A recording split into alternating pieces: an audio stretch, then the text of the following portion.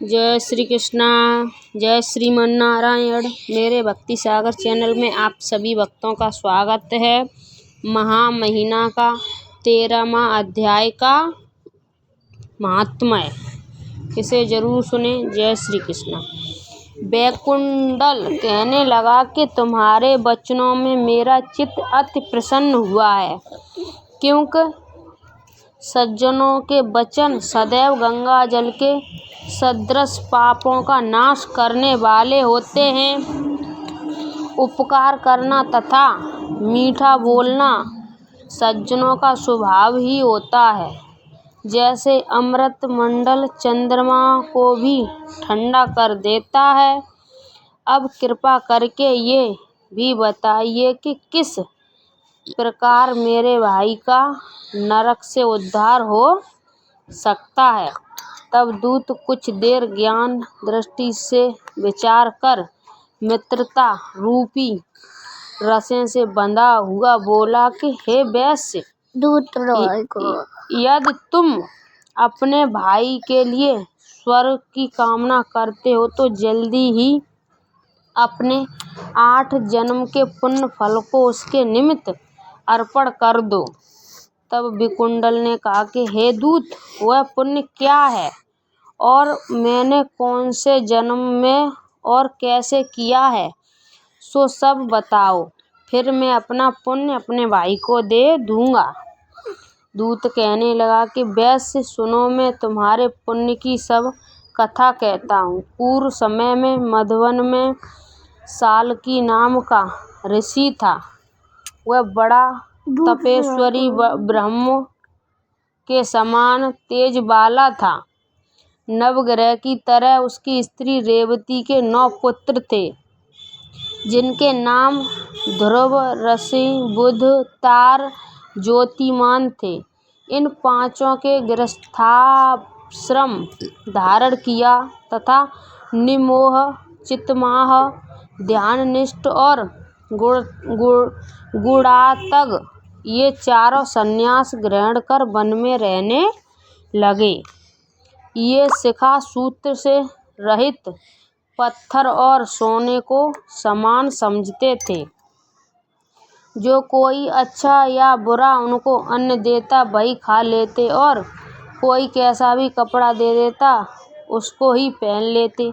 सदैव ब्रह्म के ही ध्यान में लगे रहते।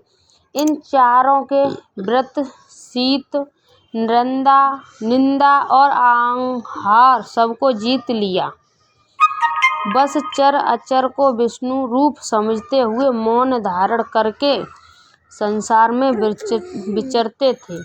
ये 4 महात्मा तुम्हारे घर आए। जब तुमने मध्याह्न के समय भूखे प्यासे इनको आंगन में देखा तो तुमने गदगद कंठ से आँखों से आंसू भरकर इनको नमस्कार करके इनका बड़ा आदर सत्कार किया।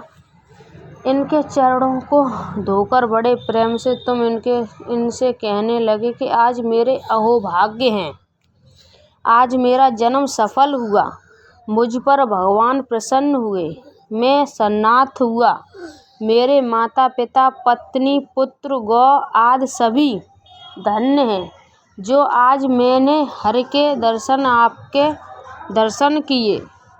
सो हे वैश्य, इस प्रकार तुमने श्रद्धा से उनका पूजन किया और चरण धोकर जल को मस्तक से लगाया, फिर विधिपूर्वक इनका पूजन करके तुमने इन सन्यासियों को भोजन कराया।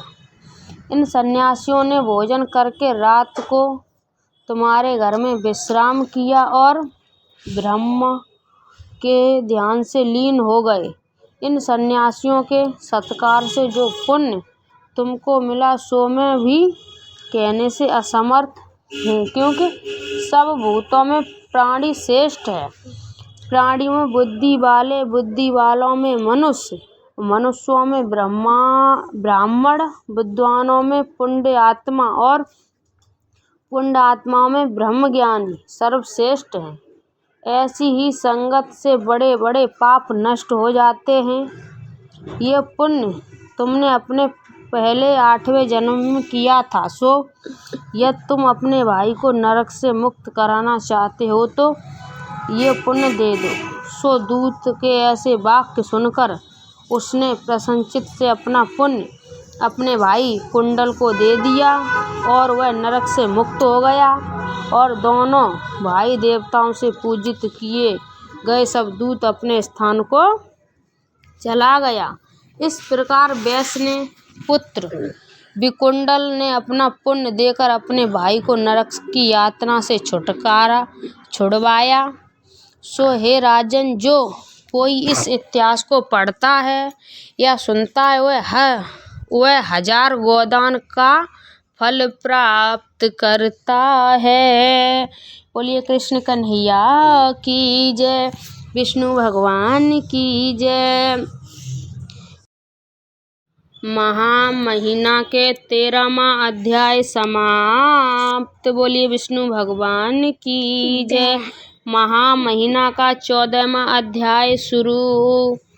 कार्तवीर्य जी बोले, हे विप्र श्रेष्ठ, किस प्रकार एक वैश्य महास्नान के पुण्य से पापों से मुक्त होकर दूसरे के साथ स्वर्ग को गया, सो मुझसे कहिए। तब दत्तात्रेय जी कहने लगे कि जल स्वभाव से ही उज्ज्वल, निर्मल, शुद्ध, मननाशक और पापों को धोने वाला है। जल सब प्राणियों का शोषण करने वाला है, ऐसा वेदों ने कहा है। मकर के सूर्य महामास में गौ के पैर डूबने योग्य जल से भी स्नान करने से मनुष्य स्वर्ग को प्राप्त होता है। यदि सारा मास स्नान करने से अशक्त हो तो 3 दिन ही स्नान करने से पापों का नाश होता है। जो व्यक्ति थोड़ा ही दान करे वह भी धनी और दीर्घायु होता है। 5 दिन स्नान करने से चंद्रमा के सदृश शोभायान होता है। इसलिए अपना शुभ चाहने वालों को माह से बाहर स्नान करना चाहिए। अब माह में स्नान करने वालों के नियम कहता हूँ। अधिक भोजन का उपयोग नहीं करना चाहिए। भूमि पर सोना चाहिए। भगवान की त्रिकाल पूजा करनी चाहिए। ईंधन, वस्त्र, कंबल, जूता, कुकुम, घृत, तेल, कपास, रुई, वस्त्र तथा अन्न का दान करना चाहिए। दूसरे की अन्न तपे ब्राह्मण को भोजन कराएं और उनको दक्षिणा दें तथा एकादशी के नियम से महास्नान का उद्यापन करें। भगवान से प्रार्थना करें कि हे देव, इन स्नान का मुझको संयुक्त फल दीजिए। मौन रहकर मंत्र का उच्चारण करें, फिर भगवान का स्मरण करें। जो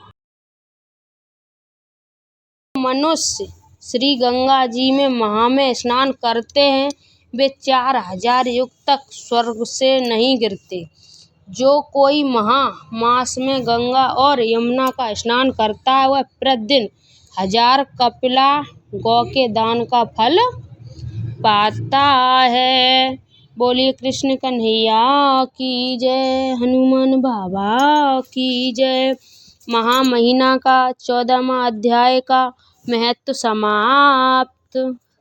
आप सभी भक्तों को मैंने 13वां अध्याय और 14वां अध्याय का महत्व सुनाया। उसमें सुनावे में कोई गलती हुई हो उसे माफ करना। जय श्री कृष्णा। राधे राधे।